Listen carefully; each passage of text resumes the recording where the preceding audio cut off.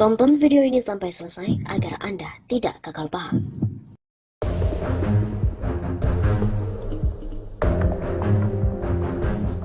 Gerakan turun ke jalan merupakan satu-satunya cara untuk mengkritik pemerintahan Jokowi dan juga pembantunya. Sobat 651 Safa, kembali lagi bersama dengan kami untuk mengulas fakta-fakta perpolitikan dan juga informasi terkini di tanah air. Pengamat politik dari Universitas Al-Azhar Indonesia, Ujang Komarudin, menilai kritik terhadap Jokowi dan para menterinya lewat parodi politik di acara Republik Mimpi atau Republik BBM benar-benar membuat sekarang ini sudah tidak lagi efektif. Pasalnya, mengkritik lewat media hiburan seperti itu hanya akan dianggap angin lalu oleh pemerintah. Kalau dulu efektif, kalau sekarang tidak lagi efektif. Sekarang itu menekan melalui demonstrasi besar, jadi kalau parodi hanya dianggap kritik angin lalu. Ujar Ujang Komarudin kepada redaksi pada Jumat 29 April malam hari. Namun dia menilai kritik melalui parodi yang dilakukan oleh Effendi Ghazali dan komedian bagus untuk pendidikan politik. Artinya, kata Ujang, kritik bisa disalurkan dari berbagai macam cara. Tapi soal efektivitas sekarang tidak, karena banyak demo saja yang tidak terdengar. Oleh karena itu, tekanan besar seperti demo 11 April yang lalu, seperti itulah kira-kira yang bisa didengar. Begitu katanya. Menurut Direktur Eksekutif Indonesia Political Review, tidak ada cara yang lebih tepat sasaran selain mengkritik lewat aksi unjuk rasa besar-besaran. Itu pun tidak semua tuntutan di aksi demonstrasi digubris oleh pemerintah. Susah, yang paling tepat itu kan gerakan turun ke jalan. Buktinya dulu revisi Undang-Undang KPK dan Omnibus Law, walaupun besar-besaran tapi tidak pernah didengar. Civil society itu yang harus dibangun dan harus bersatu, sambung Ujang. Di sisi lain, kata Ujang, banyak komunikasi pemerintah yang tidak efektif sampai ke masyarakat. Kata dia, pemerintah saat ini banyak blundernya. Banyak salahnya, banyak kelirunya, banyak tidak nyambungnya. Itu yang saat ini terjadi, makanya selalu salah, karena main masing-masing. Jikapun kata Presiden kurang power, menurut Ujang bisa saja istilah itu disematkan. Tapi itulah sulitnya menyatukan banyak perbedaan di istana yang hari ini terjadi. Apalagi Jokowi tinggal 2 tahun lagi, pasti partai koalisi, kepentingan tujuannya masing-masing. Mau tidak mau, tambah Ujang, Jokowi mesti menyolidkan kembali komitmen koalisi untuk bekerja demi kepentingan masyarakat, bangsa, dan negara. Hanya saja hari ini sudah mulai parpol kepentingannya untuk pribadi, jadi harus kembali membangun kesadaran. Kendati demikian, Ujang juga menilai kritik parodi politik tersebut tidak sia-sia untuk dilakukan. Sebab meski menghibur, tapi kritik dengan cara tersebut masih tetap diperlukan. Tidak sia-sia karena akumulasi kritik yang banyak juga akan menjadi sebuah kekuatan. Begitu pungkasnya.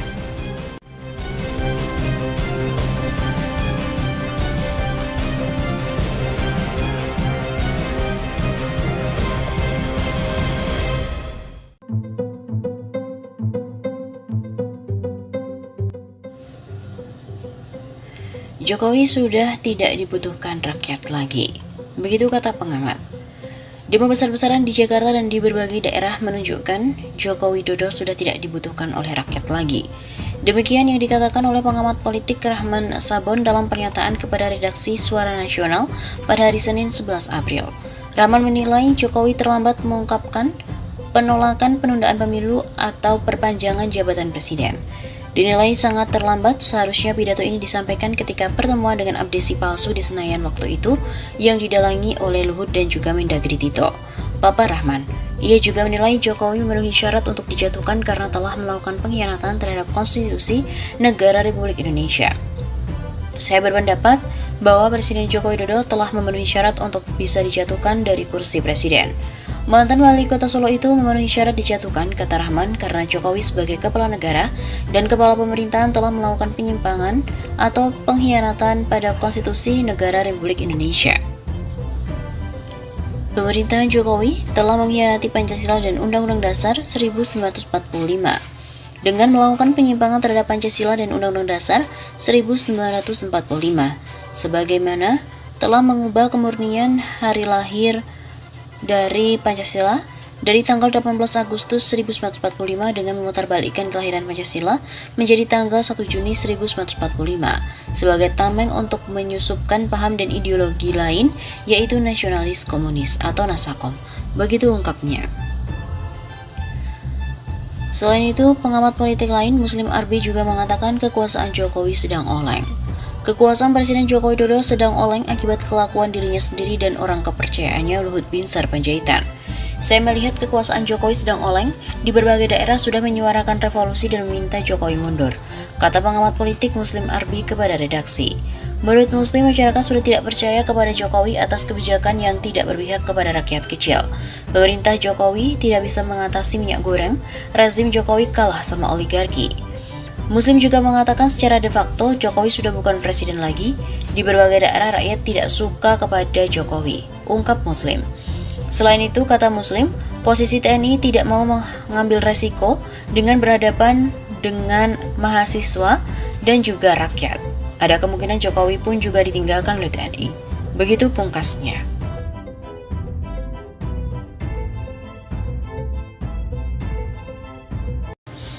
BEMSI mengklaim sudah surati polisi soal aksi 11 April, dan ribuan mahasiswa pun siap untuk turun ke jalan. Badan Eksekutif Mahasiswa Seluruh Indonesia atau BEMSI mengklaim telah mengirimkan surat pemberitahuan aksi unjuk rasa pada 11 April ke Polda Metro Jaya. Sudah bersurat kita kemarin hari Jumat, ujar Koordinator Media BEMSI Lutfi Yufrizal kepada VOI Sabtu 9 April. Dengan masuknya surat pemberitahuan sebagai syarat, aksi demonstrasi akan tetap berjalan pada 11 April. Lutfi juga menyebutkan ribuan mahasiswa yang tergabung dalam BEMSI akan turun ke jalan untuk menyuarakan aspirasi, terutama perihal kejelasan wacana penundaan pemilu dan juga perpanjangan masa kepemimpinan presiden. Estimasi masa kami 1.000 orang dari seluruh universitas yang tergabung dalam BEMSI, ungkap Lutfi. Dalam aksi unjuk rasa nanti, Lutfi menegaskan BEMSI akan mengikuti aturan yang ada, artinya tidak ada sama sekali niatan untuk membuat aksi unjuk rasa yang berujung ricuh. Kita aksinya nggak ada tujuan chaos atau anarkistis. Sebelumnya, Kabid Humas Polda Metro Jaya Kombes E. Zulfan menyebut pihaknya belum menerima surat pemberitahuan aksi dari kelompok manapun. Sampai saat ini Polda Metro belum terima permohonan kegiatan menyampaikan pendapat di muka umum oleh kelompok manapun. Merujuk aturan, setiap aksi unjuk rasa mesti mengajukan surat pemberitahuan ke pihak kepolisian. Surat itu paling lama diajukan 3 kali 24 jam sebelum aksi digelar. Tujuannya agar polisi memberikan pengamanan dan membantu aksi unjuk rasa berjalan dengan damai. Akademisi sekaligus pengamat politik Rocky Gerung juga menyinggung kabinet pemerintahan Jokowi saat ini. Rocky Gerung beranggapan bahwa rezim pemerintahan Jokowi saat ini telah berantakan. Bahkan ia belak-belakan menyebut kabinet Jokowi saat ini telah rapuh. Memang sudah berantakan, kabinet ini sudah selesai, sebetulnya sudah rapuh. Ujar Rocky dikutip dari akun YouTube Rocky Gerung Official yang tayang pada Rabu 6 April yang lalu. Mantan dosen UI itu mengatakan jika ada satu sentuhan kecil, kabinet Jokowi bakalan runtuh.